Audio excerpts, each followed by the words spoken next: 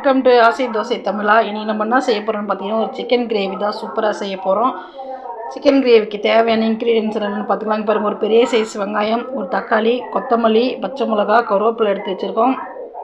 இங்கே பாருங்கள், ஒரு 1/2 kg சிக்கன் வாங்கி வாஷ் பண்ணி சுத்தமாக எடுத்து வச்சுருக்கோம். ஓகேங்களா. அதுக்கப்புறம் இஞ்சி பூண்டு எடுத்து வச்சுருக்கோம். இப்போ நம்ம தேங்காய் அரைச்சி எடுத்துக்கலாம். ஃபஸ்ட்டில் தேங்காய் கூட என்னென்ன சேர்த்துக்கலான்ட்டு பார்த்தீங்கன்னா ஒரு 1/2 மூடி தேங்காய் எடுத்து வச்சுருக்கோம். தேங்காவை சேர்த்துக்கலாம்.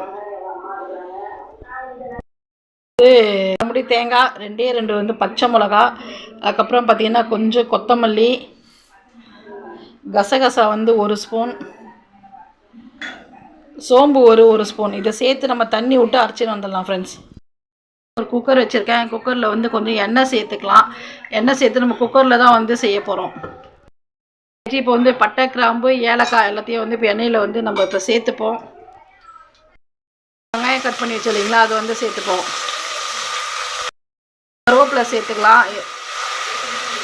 2 பச்சை மிளகாவும் சேர்த்துப்போம். இதை சேர்த்து நல்லா வதக்குவோம் ஃப்ரெண்ட்ஸ். அப்புறம் நம்ம இஞ்சி பூண்டெல்லாம் சேர்த்துக்கலாம்.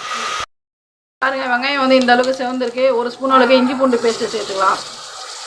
சேர்த்துட்டு இஞ்சி பூண்டு பச்சை வாசனை போகிற வரைக்கும் வதக்கிக்கலாங்க. பாருங்கள், இஞ்சி பூண்டு வாசனை பொழிச்சு இப்போ நம்ம தக்காளி சேர்த்துக்கலாம். அவ்வளோதான் ஃப்ரெண்ட்ஸ். தக்காளி கொஞ்சம் நல்லா வதங்கட்டும். அதுக்கப்புறம் பார்க்கலாம். கொஞ்சம் இதில் உப்பு சேர்த்துக்கலாம் ஃப்ரெண்ட்ஸ். பாருங்க, தக்காளி இந்த அளவுக்கு வதங்கியிருக்கு. பாருங்க, சிக்கன் நம்ம 1/2 kg சுத்தம் பண்ணி வச்சுருக்கோம். அதையும் அதில் சேர்த்துப்போம்.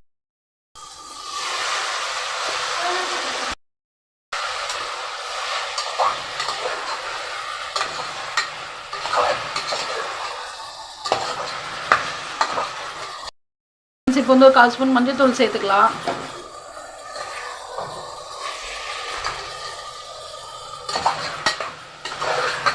இது ஒரு 10 நிமிஷம் இப்படியே வதங்கிட்டேங்க. அதுக்கப்புறமா நம்ம மசாலாலாம் சேர்த்துக்கலாம். இப்போ தயிர் எடுத்து வச்சுருக்கோம். தயிரை சேர்த்துப்போம். பாருங்கள், இப்போயே ஒரு 20% அளவுக்கு சிக்கன் குக் ஆகிருக்கு. நம்ம தயிரெல்லாம் சேர்த்துக்கினா நல்லா சாஃப்டாக வேகும் ஃப்ரெண்ட்ஸ். அதுக்கப்புறம் நல்லா டேஸ்ட்டாகவும் இருக்கும். அதுக்காக தான் தயிர் சேர்க்கறது. இது ஒரு 10 நிமிஷம் இருக்கட்டும். அப்புறம் பார்க்கலாம். நம்ம மிளகாத்தூள் சேர்த்துக்கலாம். ரெட் சில்லி பவுட்ரு 1 ஸ்பூன் சேர்த்துக்கலாம். நம்ம ஆல்ரெடி இதில் 2 பச்சை மிளகா போட்டிருக்கோம். அதுக்கப்புறம் 2 பச்சை மிளகா தேங்காயிலே அரைச்சிருக்கோம். இது கூடவே தனியாகவும் மிளகாவும் சேர்த்து அரைச்சிது சும்மா கொஞ்சமாக சேர்த்துக்கலாம். அவ்வளோதான் ஃப்ரெண்ட்ஸ். இதுலேயே சிக்கன் நல்லா சூப்பராக வெந்திருக்கு. ஹாஃப் பாயில் வெந்திருக்கு. பார்த்தாலே தெரியுது உங்களுக்கு. இந்த அளவுக்கு தண்ணி இருக்குது. நம்ம கொஞ்சமாக சேர்த்துக்கலாம். அவ்வளோதான் ஃப்ரெண்ட்ஸ். தண்ணி திட்டமாக போதும். அதுக்கப்புறம் நம்ம தேங்காயெலாம் ஊற்றணும். அப்புறம் பார்த்துன்னு சேர்த்துக்கலாம். நம்ம ஆல்ரெடி போட்டிருக்கோம். அதுக்கப்புறம் கறி வெந்ததுக்கப்புறம் பார்த்துட்டு சேர்த்துக்கலாம். இப்போ நம்ம வெயிட்டு போட்டு 3 விசில் வந்ததுக்கப்புறம் பார்க்கலாம். ஃப்ரெண்ட்ஸ், இங்கே பாருங்கள், நம்ம 3 விசில் விட்டு எடுத்தாச்சு. சிக்கன் சூப்பராக வெந்திருக்கு. இப்போ நம்ம அரைச்சி வச்சுருக்க தேங்காய் விழுத சேர்த்துக்கலாம். ஃப்ரெண்ட்ஸ், இப்போ நம்ம தேங்காய், கொத்தமல்லி, கசகசா, சோம்பு எல்லாம் வச்சு அரைச்சோம் இல்லைங்களா, அந்த பேஸ்ட்டை இப்போ சேர்த்துக்கலாம். மிக்ஸ் பண்ணிக்கலாம். தண்ணி நிறைய வைக்காதீங்க, மீடியமாக வைங்க தண்ணியை. ரொம்ப தண்ணியாக இருந்தாலும் குழம்பு டேஸ்ட் இருக்காது. நம்ம எந்த அளவுக்கு மசாலா சேர்க்குறோமோ அந்த அளவுக்கு தண்ணி வச்சுக்கிங்க. இங்கே பாருங்கள், பாதி லெமன் ஜூஸ் புழிஞ்சிக்கலாம்.